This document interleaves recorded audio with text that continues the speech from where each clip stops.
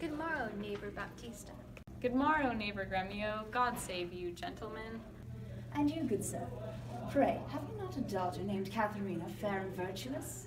I have a daughter, sir, called Katharina. You are too blunt. Go to it orderly. You wrong me, Signor Gremio. Give me leave.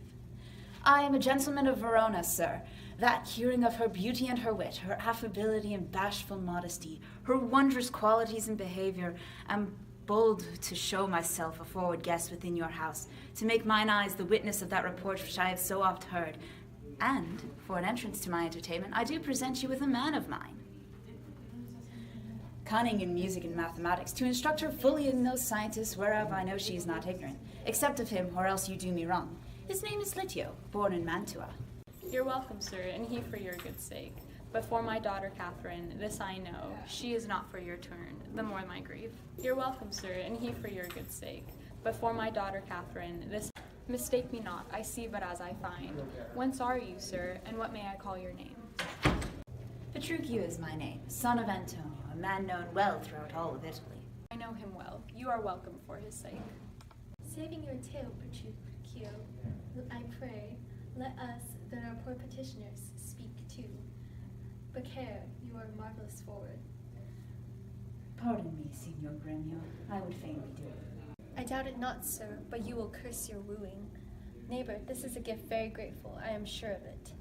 To express the like kindness, myself, that have been more kindly beholden to you than any, freely give unto you this young scholar.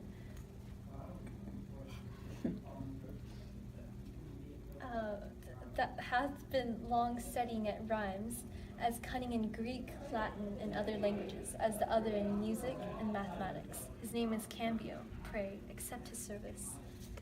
1,000 thanks, Signor Gremio. Welcome, good Cambio. But gentle, sir, methinks you walk like a stranger. May I be so bold to know the cause of your coming? Pardon me, sir, the boldness is mine own, that, being a stranger in the city here, do make myself a suitor to your daughter, unto Bianca, fair and virtuous. Nor is your firm resolve unknown to me. In the preferment of the eldest sister, this liberty is all that I request, that upon knowledge of my parentage I may have welcome amongst the rest that woo, and free access and favor as the rest. I here bestow a simple instrument and small packet of Greek and Latin books. If you accept them, then their worth is great. Lucentio is your name. Of whence, I pray? Of Pisa, sir, son of Vicentio. A mighty man of Pisa, by report. I know him well. You are very welcome, sir. Take you the lute, and you the set of books. You shall go see your pupils presently. Hollow within. Sirrah, lead these gentlemen to my daughters, and tell them both, these are their tutors. Bid them use them well. We will go walk a little in the orchard, and then to dinner. You two are passing welcome, and so I pray you all to think yourselves. Signor Baptista, my business asketh haste, and every day I cannot come to woo. You knew my father well, and in him me, left solely heir to all his lands and goods, which I have bettered rather than decreased. Then tell me, if I get your daughter's love, what shall I have for her dowry? After my death, the 1/2 of my lands, and in my possession 20,000 crowns. And for that dowry I'll assure her of her widowhood, be it that she survive me in all my lands and leases whatsoever. Let specialties be therefore drawn between us, that covenants may be kept on either hand.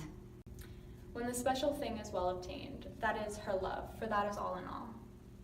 Why, that is nothing, for I tell you, father, I am as peremptory as she is proud-minded, and where two raging fires meet together, they do consume the thing that feeds their fury.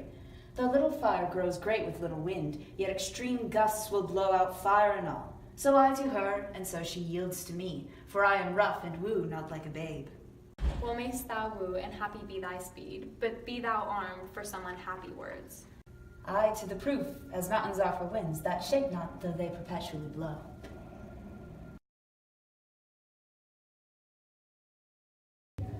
You wrong me, Signor Gremio. Give me leave. I am a gentleman of Verona, sir, that, hearing of her beauty and wit, her affability and bashful modesty, her wondrous qualities and mild behavior, am bold to show myself a forward guest within your house, to make mine eyes the witness of that report which so oft I have heard. And for an entrance to my entertainment, I do present you with a man of mine. Cunning in music and mathematics, to instruct her fully in those sciences whereof I know she is not ignorant. Accept him, or else you do me wrong. His name is Litio. Litio, born of Mantua. Alright, so... Wow, what a fake guy. Seriously, though, like, within the theme of disguises, Petruchio puts on such a, like, good face for Baptista, where he shows a totally different side to himself than what we've seen previously, with him, like, ringing Gremio by the ears. And it's interesting to see him also, like, start with his manipulative side, where he, like, completely erases what everyone else knows about Catherine and starts to build his own person. Well, at the same time, he's like, I don't know, he's trying to tell Baptista, I'm here for Catherine. I'm not messing around. I'm not like everyone else who's come for her and said she was a jerk. I'm here for Catherine. And Baptista's really confused about it. Yeah, and I think it's like Shakespeare's use of like irony in the situation is like really, I don't know, I found it really humorous when I first read through it. I was like, that is not how she is like. We've seen, what, maybe 6 lines from her, and we know that's already incorrect.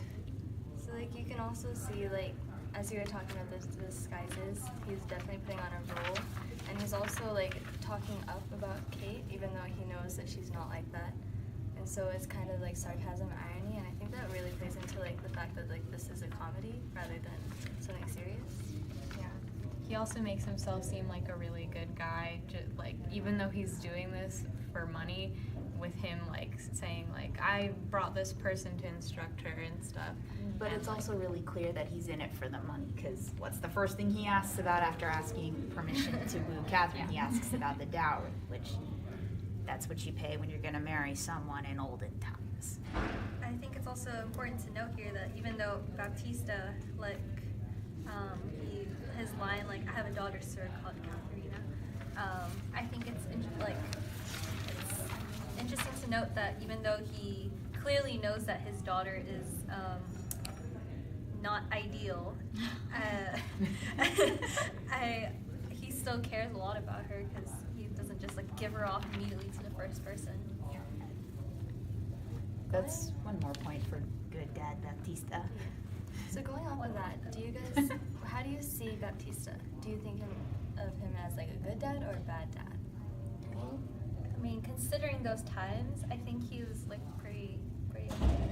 I think he like hated his daughter, but he like loved her too. Like he was like, you're kind of a terrible person to be around, but also I have to love you because you're my blood. And like I think that just because of when Petruchio is saying like, what will you give her, and like they're talking about their transaction, Baptista's like, when the special thing is well obtained, that is her love, for that is all in all. Like love is the most important aspect of it, not especially in that time.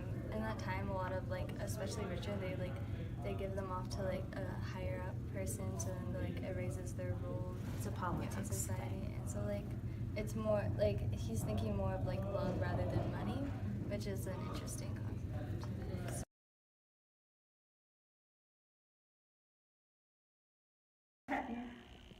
Thanks, Miss Ballard. Thanks for watching. Love you.